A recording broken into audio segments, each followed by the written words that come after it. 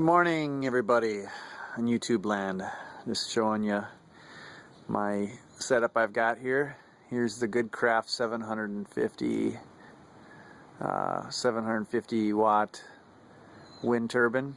I've got on a 20-foot pole in my backyard, and it's up another 4 feet, so it's 25 feet. As you can see, it is definitely not high enough up there. We really don't have much wind, a little bit of wind this morning, but I'm going to change this up a little bit, and this is really just kind of proof of concept right now. I'm using an extension cord, 10 gauge extension cord that goes into my garage, and we do get wind, not a lot here, but we do get some south facing. The direction it's facing right now is actually south, but you can see I have these big oaks in my backyard, these big oak trees. I'm also a ham radio operator, so that's one of my verticals, but anyway, there's facing south, which I've got a pretty good look to the south.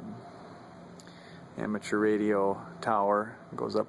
It's a crank up 50 foot, and yes, I know it would be better to put it up there, but this tower just isn't strong enough for the amount of wind load that this would put on it. So we're gonna move this and have this go to a different location. Okay, so here's the front part of the house, and up there is the one solar panel I've put on so far.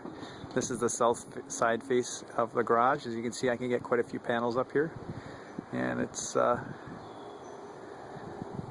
much up here, but that's okay because that's the east side of the garage, or the house rather. This is the garage, so this is where we're gonna put it. So I'll take you inside and show you the setup inside.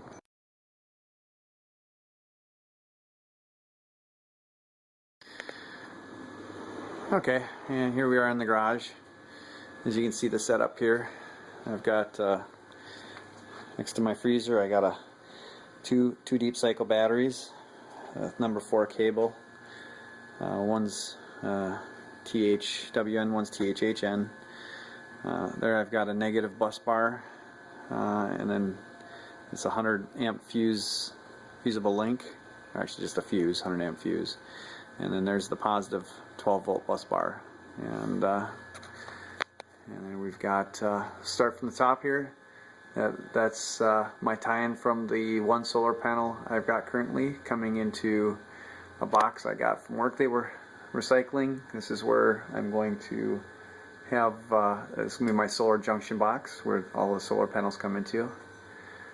Comes down here into this main area where I've got a diode in there, so we just got a one-way diode going, and then we come over here.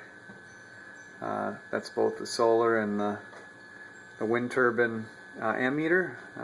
We got a cloud coming in right now, but you can see I'm just over 2 amps of power, which is pretty good for one panel. It's an 85 watt panel. This is the Coleman Air charge, essentially the division controller. It does both solar and wind, or whatever else you want. And that comes down here into a junction box and goes to my dump load, which is just 3 resistors in parallel. So what happens is we monitor the voltage of the battery, which is currently at looks like 13, a little over 13, between 13 and 14 volts. Once that gets up close to 16 or 15 volts rather, the division controller automatically kicks in the dump load, and these resistors get hot. And as a matter of fact, we got a dump going right now, so these resistors are warm and dissipating the energy to keep the battery voltage constant. And so you can see there's the batteries, and right here we've got our 12 volt pure sine wave inverter. It's a 650 watt pure sine wave inverter, and I actually put that on my oscilloscope to verify it is a pure sine wave, and it is. It's made by, who's it made by here? I'll take a look at the box. It's a SunForce Pro Series 650 watt pure sine wave inverter. So that's the setup that we got.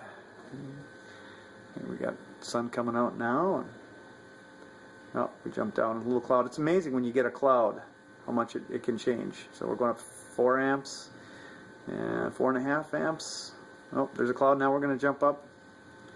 There we go, 5 amps and back down again. It's amazing when you get a cloud how much this can change and how much you can put out versus how much is dissipated. So anyway, there's the setup. Thanks for watching.